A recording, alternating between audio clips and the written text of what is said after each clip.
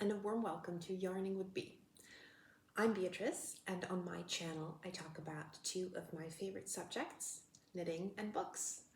A couple of weeks ago I kicked off the segment that I call Bee's Knits, and today I present to you the first episode of the other leg upon which this channel will stand, namely Bee's Books. I've been an avid reader for most of my life.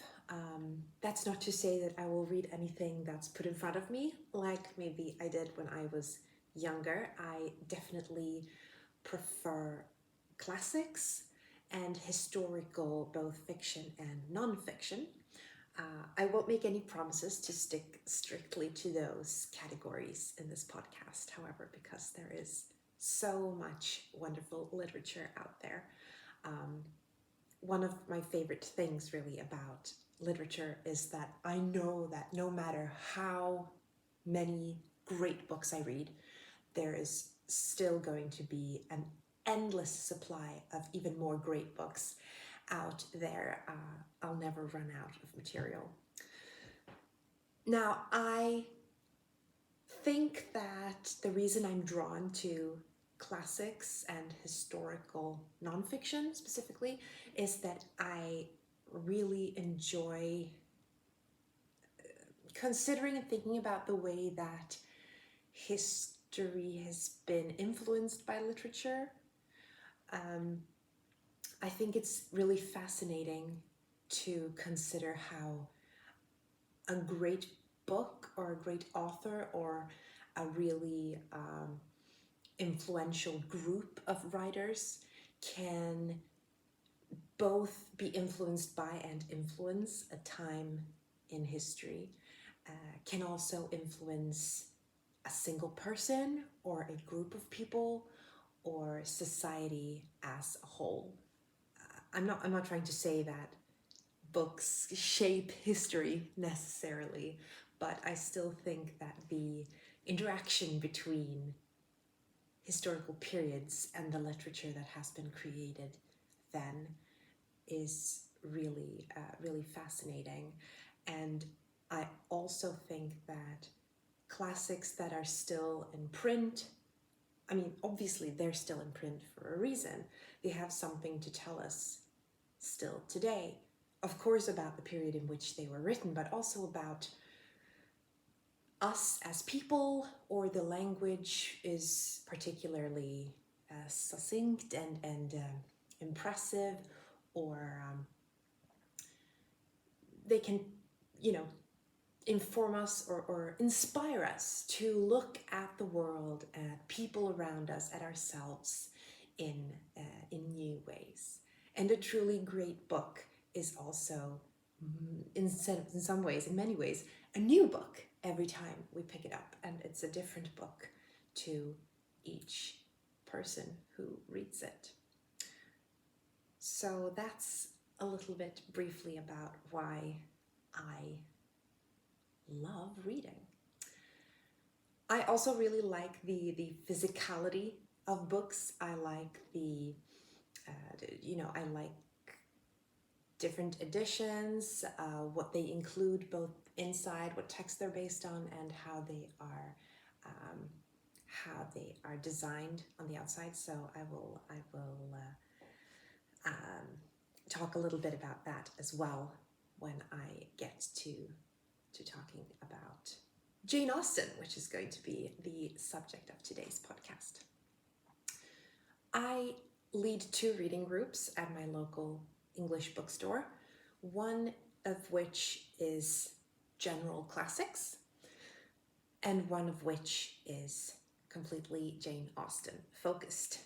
So in the general classics reading group, we are currently reading The Cossacks by Leo Tolstoy in this really cute penguin mini cloth-bound edition. I like these editions. They're so easy to fit in your bag. But I won't talk about that today. I haven't finished. This is what I'm reading right now. And in the Jane Austen reading group, we have already talked about Northanger Abbey, and in a couple of weeks, we will also talk about sense and sensibility. The intention when I initiated this reading group was that we would read Jane Austen's works in the chronology in which she wrote her works. As I've learned more about the chronology of her works, however, this has turned out to be not as easy as it sounds, and we're just reading her books basically. But if you read the introductions in these Penguin Classics editions, it turns out that she was very, very diligent in reworking her books. So Northanger Abbey is said to be the first novel that she sold to publication, or it is the first book that she sold to publication, but it wasn't published then. It was only published posthumously. And earlier versions of, I believe, both Sense and Sensibility and Pride and Prejudice already existed in her own manuscripts by the time she sold Northanger Abbey to a publisher for the first time. So chronology-wise, a little bit of a failure, but maybe that's part of the charm as well.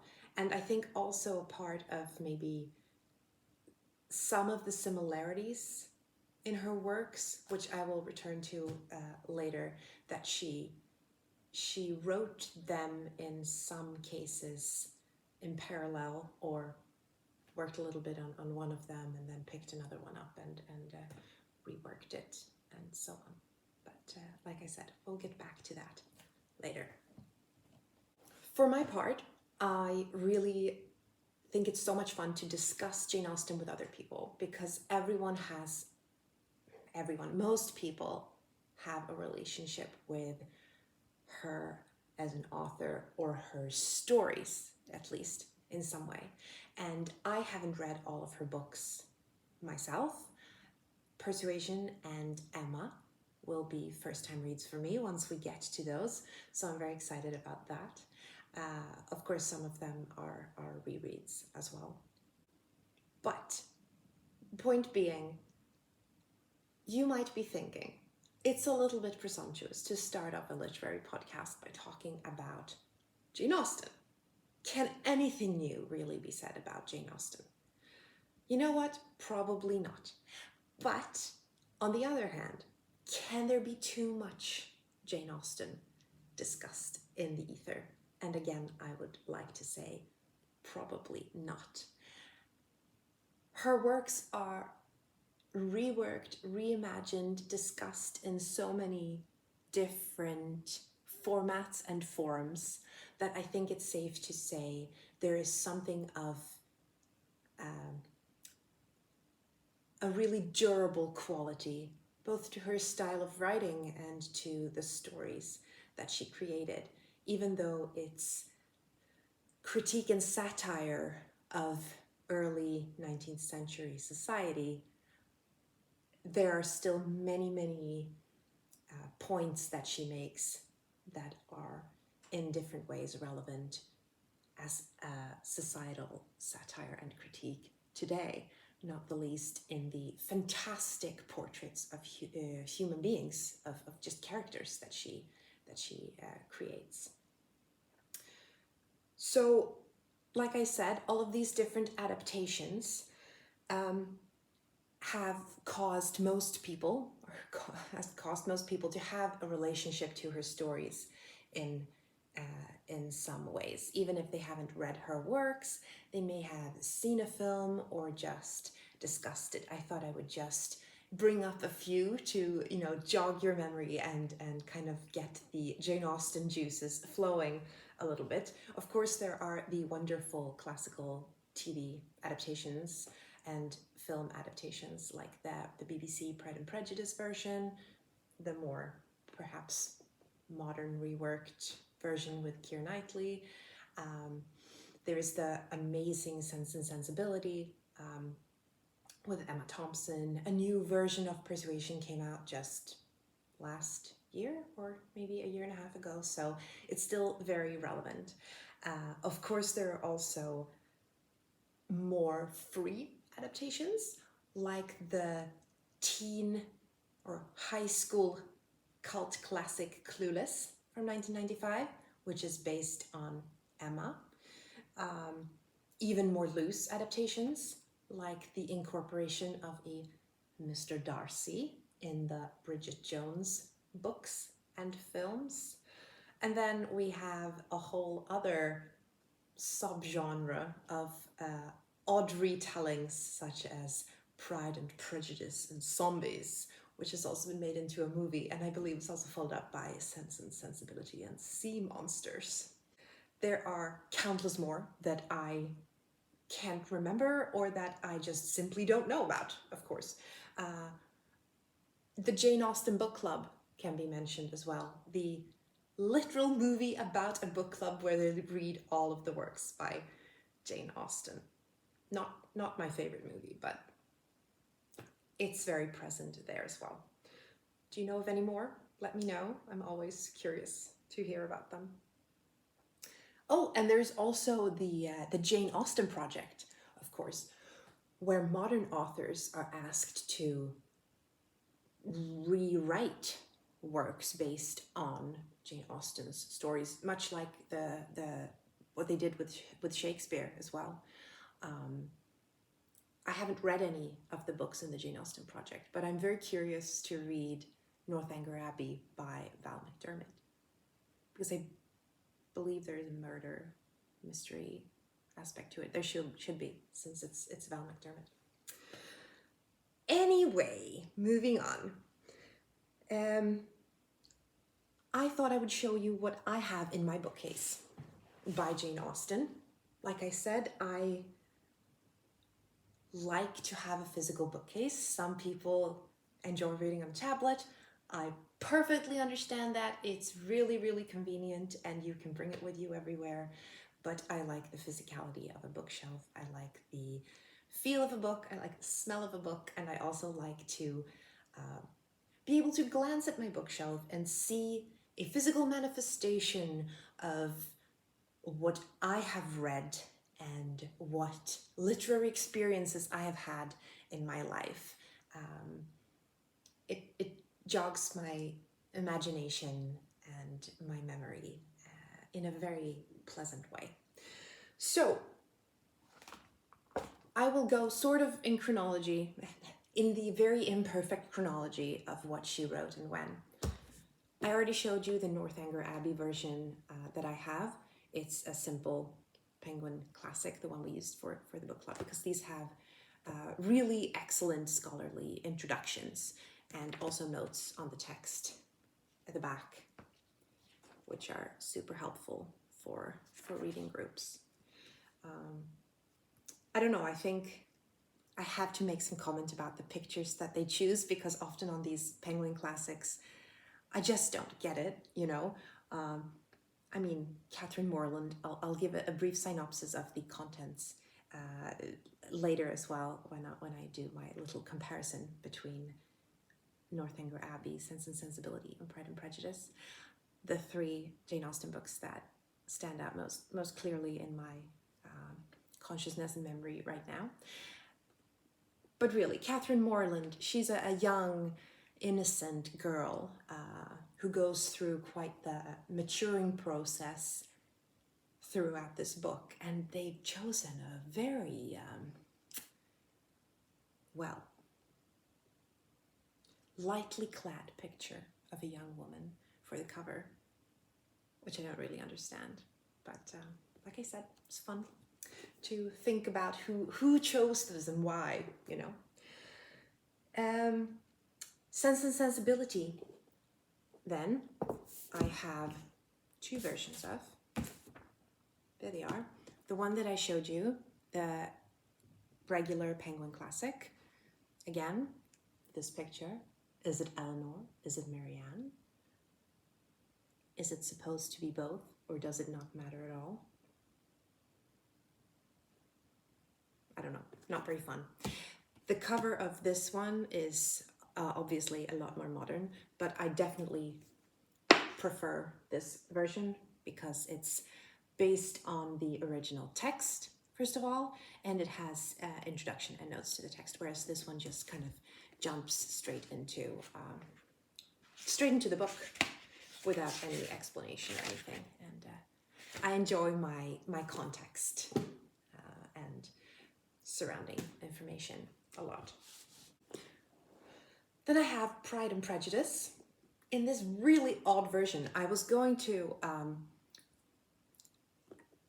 admittedly, I did first read Pride and Prejudice in my late teens on a tablet. And when I was going to reread it for the first time in my early 20s, I was at Cambridge, and there was a fantastic little bookshop in one of the alleys of the marketplace called G. David, and they had everything you could wish for literary wise. They had a used book section, they had an antiquarian book section, and they had the excess prints of like nice versions of books, you know, like the little light blue ones with the gold laminated pages. And I found this version of Pride and Prejudice there for, I think, like £4 or something, which made me very, very happy. And you might think, looking at this, why on earth would you even pay money for this? It's not very pretty, is it? I mean, look at Elizabeth and Jane. I guess the more you look at them, the more all right they look, but I initially think they look a little bit like Gollum, or just very pale, sad people. And it's a little bit kitsch. It's an Arcturus version. But the inside, never judge a book by its cover, right? The inside is actually very nice. Green with silver laminated pages. So even though the text is incredibly small, I think it's pretty, and I like it a lot. So this is the only version of Pride and Prejudice that I have. Finally, I have Mansfield Park in a regular transatlantic press black version. I guess that's Fanny Price on the cover. She looks a little bit sad, like she is in the whole book. But I have to admit that I read this a few years ago. It didn't make a huge impression on me. I don't remember the ins and outs of the story. Maybe I was too young to appreciate it. Something I've noticed when I reread Jane Austen now is that the first time I read through some of the books, I really didn't appreciate how incredibly funny she is. I think I was too focused on trying to understand the language, trying to follow the story, and so on. So I'm looking forward to rereading this when we get to Mansfield Park in the reading group. But I didn't have lots of fun reading it the first time around. That's what I have in my bookcase by Jane Austen. Okay, moving on. Very brief history time about Jane Austen. Either you may know nothing about her, in which case this is certainly enough as a start, or you know everything about her, in which case I won't bore you with a lengthy kind of historical biography. So very, very quickly, Jane Austen was born in 1775. She was the 7th child to her parents. A few years she lived in Bath, which has been an inspiration for at least sections of some of her novels, Northanger Abbey among them. She died young, fairly young, in 1817 after some illness, and left some unfinished works, Sanditon among them, which has been adapted. Ooh, another adaptation of her works, also The Watsons and Lady Susan, none of which I have read yet, so that will be another experience. She also wrote, oh yes, posthumously, not only Northanger Abbey was published, but also Persuasion, which was finished by that time. And she wrote from a very early age. She also wrote some, before the publication of her novels, she short stories that are now called her juvenilia. I have to mention one of them called Three Sisters. A friend of mine lent this to me. This is in a Swedish translation, but Three Sisters is available online. It's super, super, super short. It's like 30 pages in this tiny version, so I would say 10 or 15 pages. And you can really tell how her sense of fun, her sense of humor is a lot less subtle in this one than it is in her finished novels. And that's part of what makes it such a joy to read. It's brief, it's funny. It's about three sisters, as the title suggests, the oldest of which has received a proposal for marriage by a horrible man, in her own words. He is, oh, spoiler alert, yes. He is rude, he is boring, he does have a sizable fortune, but he is very stingy with money, so not even there would she get enjoyment. However, she very much still considers marrying this man and chooses to do so in the end, because if she doesn't say yes, he's going to continue to her younger sisters and ask them to marry him instead. And if they won't have him, he will continue on to the Dutton sisters, and there could be nothing worse in the world than the Dutton sisters being married before Mary. Now I'm going to move on to the novels that I will talk about today. And I want to say now, spoiler alert, if you have not read or come across the story or watched the movies of Northanger Abbey, Sense and Sensibility, and Pride and Prejudice, and you don't want it spoiled for you, maybe skip the rest of this episode. I now want to compare some aspects of them, because something that has really struck me as I especially now reread some of Austen's works is that she uses, and like I mentioned earlier, when she works and reworks books, perhaps not in parallel literally, but more or less in parallel time-wise, she uses the same tropes and the same character traits to some extent.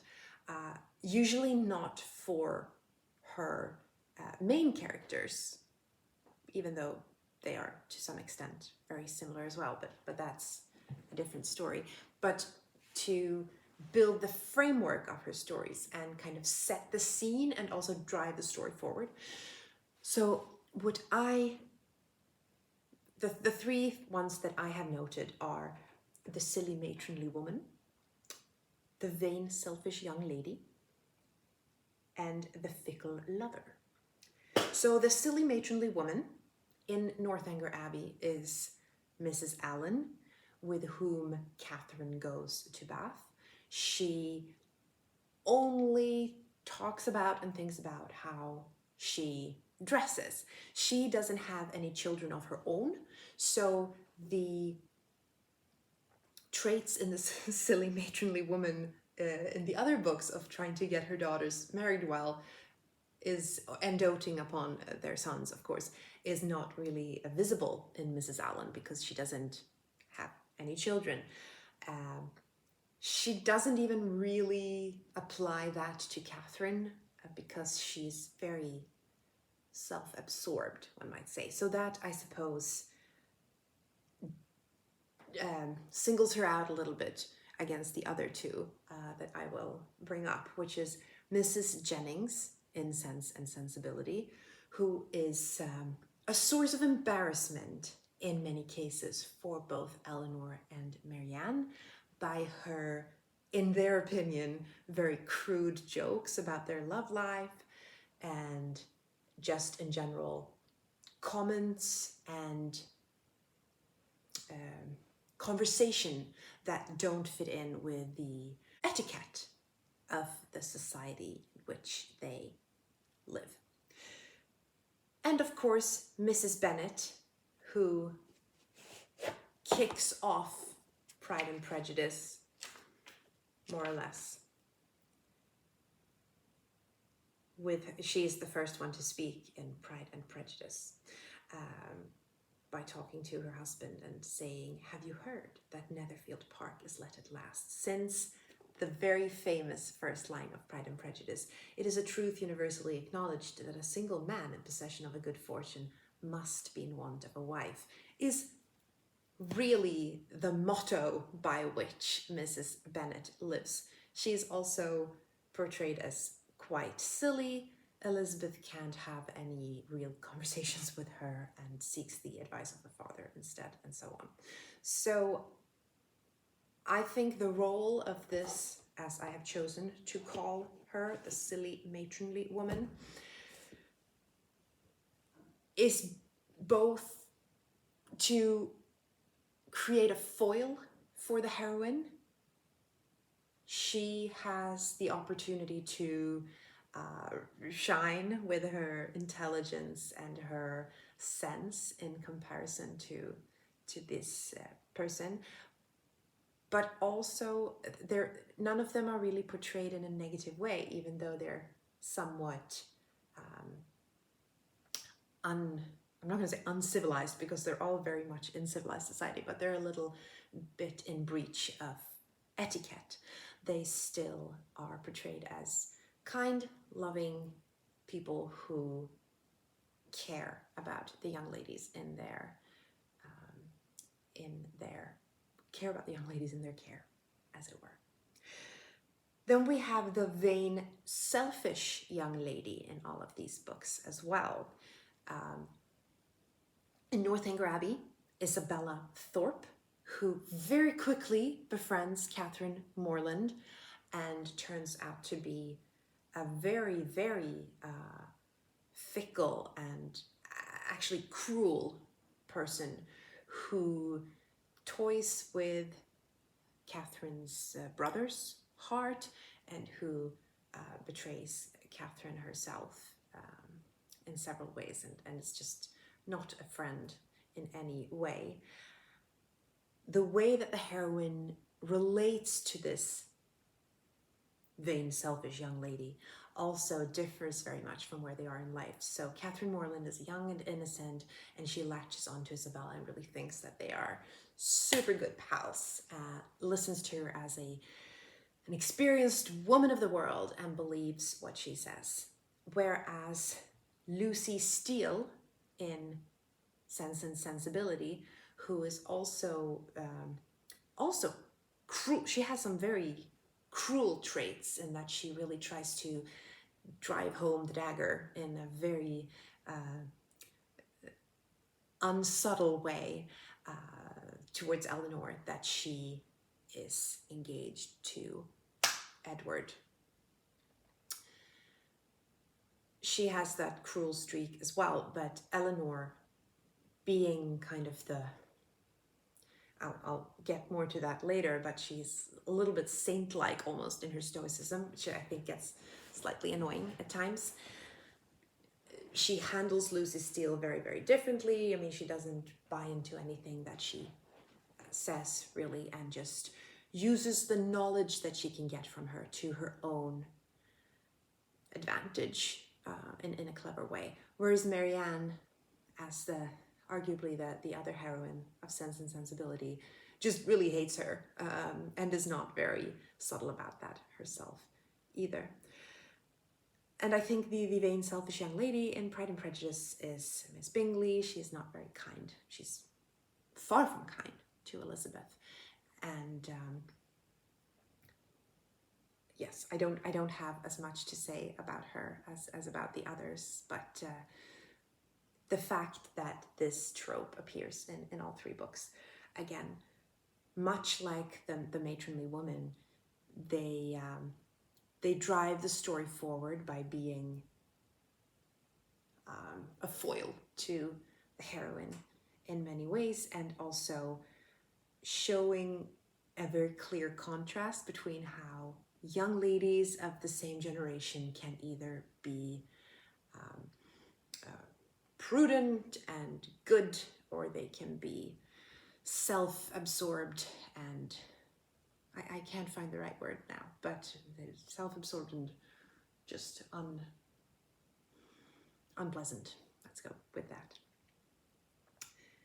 Of course, there are not only tropes for the ladies of the novel, there is also the fickle lover, which appears in all three books.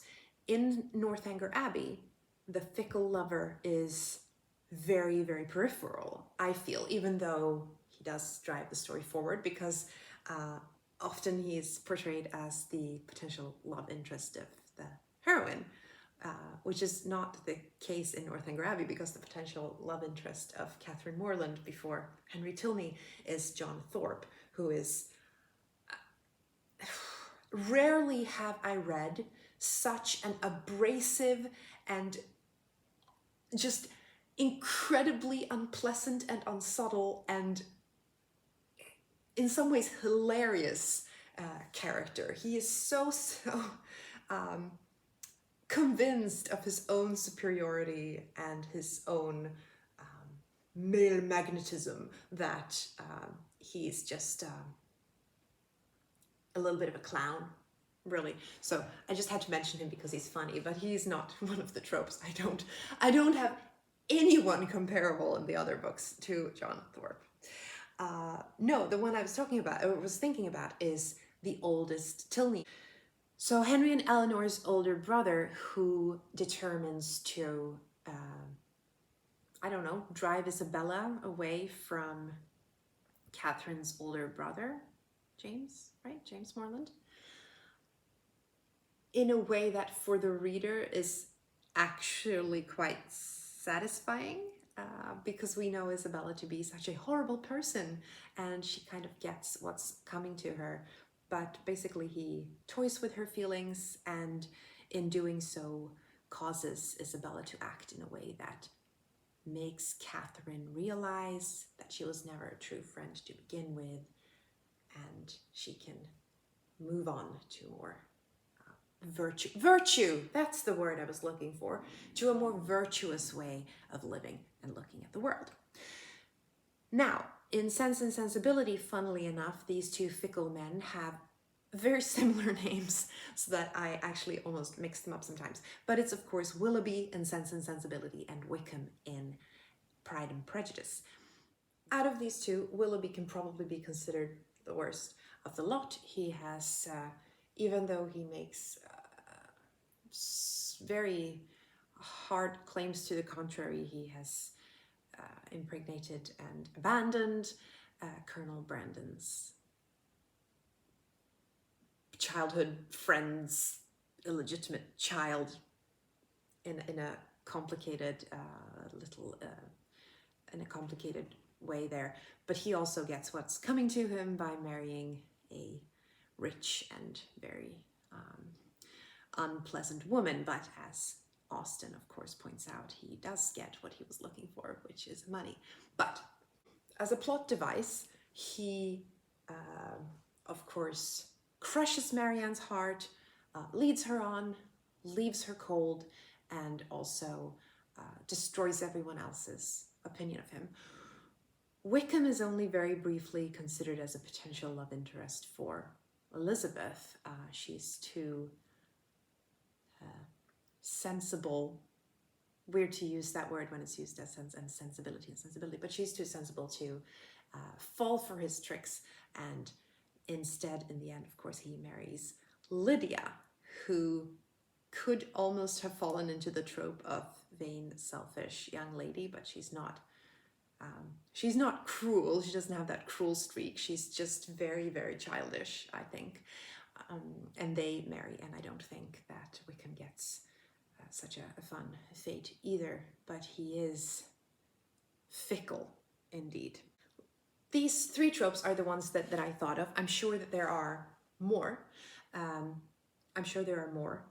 And then we come to the heroine, which who in these three books differs quite a lot. but the relationships that they have with these three types of people mentioned before, like I said, says quite a bit about them. Catherine Morland in Northanger Abbey, she is an innocent, an almost overly innocent and naive young girl. And throughout the book, she learns to see the world in a different way. She learns about the virtues, again, of education and of high society and learned conversation and so on.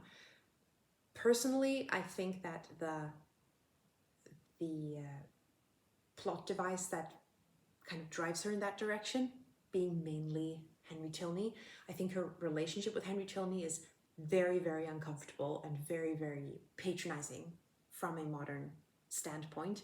He is a bit older than she is. I mean, she is herself 17, so their age difference is, yeah, that's a little big, perhaps considering she's so young, but for the time, not as bad as Marianne and Colonel Brandon.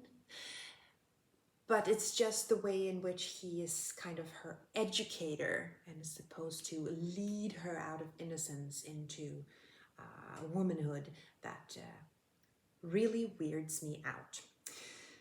Anyway, Eleanor Dashwood, on the other hand, is somehow already at age 19 or 20, complete in her educational and sensible way of living, looking at the world, and acting as the adult in her household, because her mother is so similar to Marianne. She also, I mean, she gets rebuked by Marianne for her incredible stoicism at a couple of points, and I kind of see the point Marianne makes, because, like I said, it's a little bit annoying that Eleanor can always be so stoic and perhaps not entirely convincing. Well, I don't know. On the other hand, Elizabeth Bennet is haughty and prejudiced. Throughout the book, she then learns to be more forgiving in her initial judgment of people. So we see a huge development in Catherine Morland, a huge development in Marianne, who is brought into the fold through Willoughby's betrayal and her subsequent illness. And we also see a development, albeit not quite as abrupt, in Elizabeth Bennet. But not much happens with Eleanor, I think. Maybe I'm missing something. Let me know what you think. So for this reason then, I think that the flawed heroine, always, of course, a flawed person is more interesting to read than a perfect one, but the flawed heroine, flawed in a natural and not exaggerated and weird way, is a lot more interesting. So personally, I really like Catherine Morland's coming of age story and growing up story, and her maturing process, despite the fact that it is kind of activated by Henry Tilney and the uncomfortableness of that relationship. I still really enjoy reading about it because I think her naivety and her innocence as a sheltered young woman is very convincing. And the way she, for example, says that she just doesn't enjoy reading about history, and then she kind of gets a new perspective on that. And especially, of course, how she comes to terms with the irrational nature of her Gothic romance novels. It's such an amusing part of the book, which comes really late. I was super surprised that I read through more than half the novel before they arrive at Northanger, and she starts to have these Gothic romance conjectures. Of course, it has mostly to do with the fact that the Tilneys' mother passed away several years before, and Catherine starts to make up stories about this woman not really being dead, being hidden away in another part of the house, and being kept there by her evil husband, who turns out to be just kind of a prick and not really evil. And many of these books about Gothic romance she's been introduced to by Isabella Thorpe. So again, it comes kind of the unvirtuous literature and this very obvious comment by Jane Austen on the literary pursuits of young women in society around her. Of course, I think many others as well get really, really inspired to read some of the books, some of the Anne Radcliffe books especially, that are mentioned in Northanger Abbey, because they're just so extreme. I have read one of them for a reading group several years ago. It was A Sicilian Romance by Anne Radcliffe. Hilarious. And this one is, it has that trope that Catherine Morland brings up, that the mother is, spoiler alert, has been hidden away in a cave for 15 years, or cave or a room somewhere, locked away for 15 years. And she has managed to retain her sanity by prayer and her belief in God. And there's, running through ruins and running away across the sea from Sicily. And this is really funny. So I will read more Anne Radcliffe at some point in the future. Pride and Prejudice used to be my definite favorite when I was younger, of Jane Austen's books. When I was younger, I thought it was just so beautifully written, as are all Jane Austen's books, of course. Beautifully written and compelling, and a good story, and a fairly independent heroine, even though she's not perhaps by modern standards. But I must say that it has shifted, and I now really have to say that I preferred Northanger Abbey, mostly because it was so amusing and so funny. But maybe I will see more of the funny side of Pride and Prejudice at another reread. So yeah, that's where I stand right now. Do you have a favorite among Jane Austen's works? Let me know in the comments. Or maybe you think that it's absolutely preposterous to even try to choose a favorite among such a wonderful selection of books. And you can definitely let me know that instead as well. For next time, I haven't really landed in what I want to discuss with you yet, but I have decided that I will endeavor to finish Middlemarch by George Eliot. I don't want to make any promises because it is ridiculously fat, and I have already been reading it for over a year. I bought this for myself for Christmas 2022.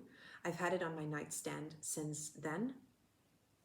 I really like, as you can tell, I really like these penguin cloth bounds, even though this is the big version. The only thing I don't like about them is that the color of the patterns peels off when you hold it, when you read it. So maybe I don't like them actually, but they're pretty in the store anyway. I've had it on my nightstand for a year. I have read a total of 95 pages, and I have nearly 800 pages to go. But now I pick this up, I show you this, I say I will endeavor to finish it. I can say that Far from the Madding Crowd by Thomas Hardy took me 4 years, between 2016 and 2012. There are just some books that are so boring. And I don't say that necessarily in a patronizing way, because when I decided to get it, I didn't read Far from the Madding Crowd for 4 years. I just picked it up occasionally and thought it was really boring and put it back on the nightstand. But once I decided to get through it, I started to enjoy it once I got into it. So boring doesn't necessarily imply bad in this case. But Middlemarch is the book that Virginia Woolf pronounced to be the only novel written for adults, and we'll see if I can get into it and appreciate it as an adult, or if I have to conclude at the end that I am not a worthy adult person. We'll see. Right, that's it for me today. So happy reading, and I'll see you in a couple of weeks with another installment of Bee's Knits. So if you like yarny crafting, especially knitting, tune in then. And for now, thank you so much for watching.